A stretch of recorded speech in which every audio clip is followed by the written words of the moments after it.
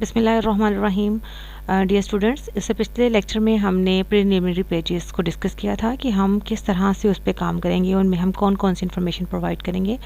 अब हम main questions पे आते हैं। जो क्वेश्चंस हमने यहाँ पर फिलअप करने हैं कि इस क्वेश्चन में हम किस तरह से इन्फॉर्मेशन को प्रोवाइड करेंगे। सबसे पहले तो आपका थीम आ जाएगा, main theme. As you know, जो भी आपका मेन थीम होगा वो आपने यहाँ पे लिखना है। सब थीम जो आपने सेलेक्ट किया वो, उसके बाद आपका टॉपिक।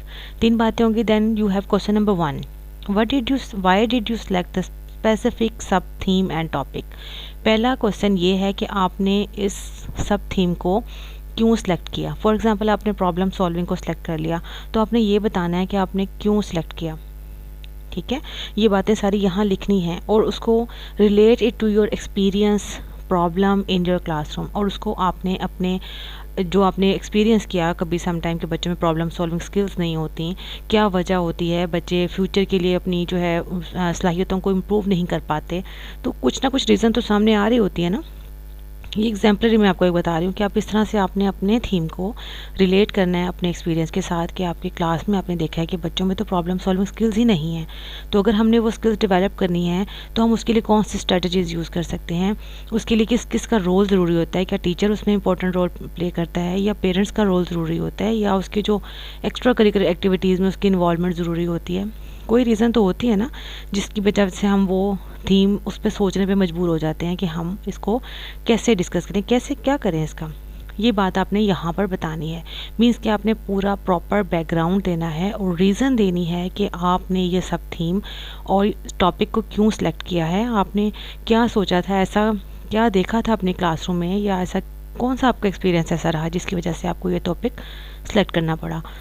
इस तरह से आपने ये सारी इन्फॉर्मेशन इस क्वेश्चन नंबर 1 में प्रोवाइड करनी है। ठीक है, it will be all in your own wording, आपकी अपनी वर्डिंग में होगी ये स्पेस आपको प्रोवाइड की गई, यहाँ पे ही आपने ये सारी इन्फॉर्मेशन लिख देनी है। ये क्वेश्चन नंबर 1 था। Then here comes the question number 2। उसमें वो कह रहे हैं कि what was your discussion with your colleague, friend, senior teacher और सुपरवाइज़र रिगार्डिंग द प्रॉब्लम। मतलब कि जब आपने इस टॉपिक को डिस्कस किया अपने सुपरवाइज़र से या किसी फ्रेंड से, जो भी आपने प्रॉब्लम देखा क्लास में, कोई इशू देखा जिसको आपने सेलेक्ट किया अपने टॉपिक के लिए, आपने उससे उसके बारे में बात तो की होगी अपने किसी फ्रेंड से, अपने सुपरवाइज़र से, या अपने टीचर से, किसी कलीग से भी कर सकते हैं। अब हम जब बात करते हैं तो बात से बात निकलती है, तो कहीं ना कहीं वो हमें रीज़न्स भी सामने आती हैं, हम रीज़न्स डिस्कस कर रहे होते हैं, उसका इम्पैक्ट डिस्कस कर रहे होते हैं। तो जो भी हमारी डिस्कशन थी ना वो हमने यहाँ पे लिखनी है।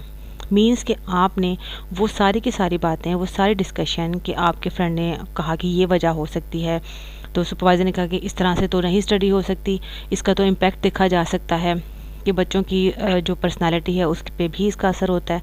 हम इस तरह की बातों को, मतलब अक्सर जब डिस्कस करते हैं तो बात में ये नहीं होता कि हम एक ही चीज़ को लेकर चल रहे होते हैं, हम उसी एक प्रॉब्लम के डिफरेंट एस्पेक्ट्स को देख रहे होते हैं।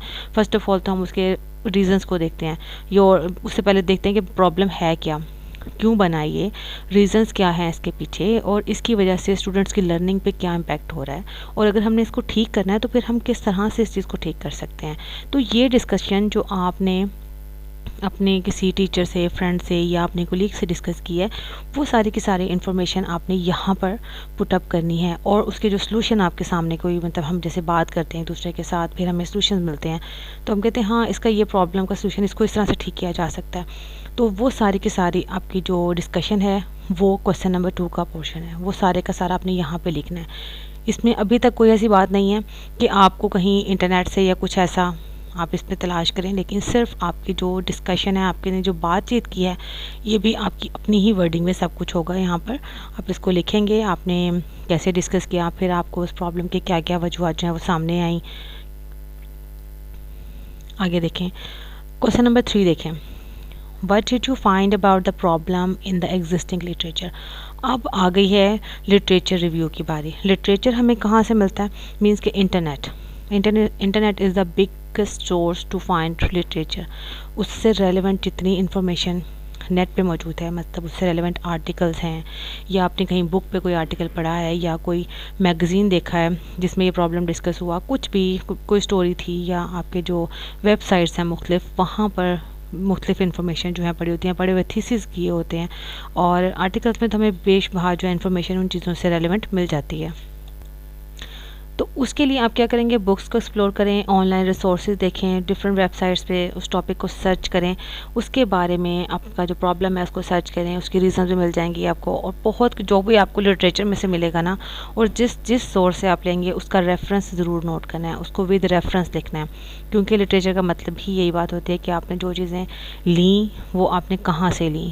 तो अपने रेफरेंसेस को लाजमन नोट करना है, और साथ साथ विद रेफरेंस यहाँ पे सारे इन्फॉर्मेशन को कोट करना है, ठीक है।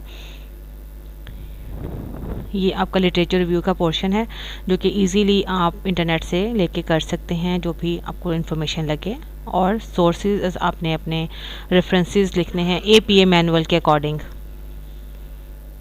ये इसकी स्पेस दी हुई है और आप आसानी के साथ इसको कर सकते हैं।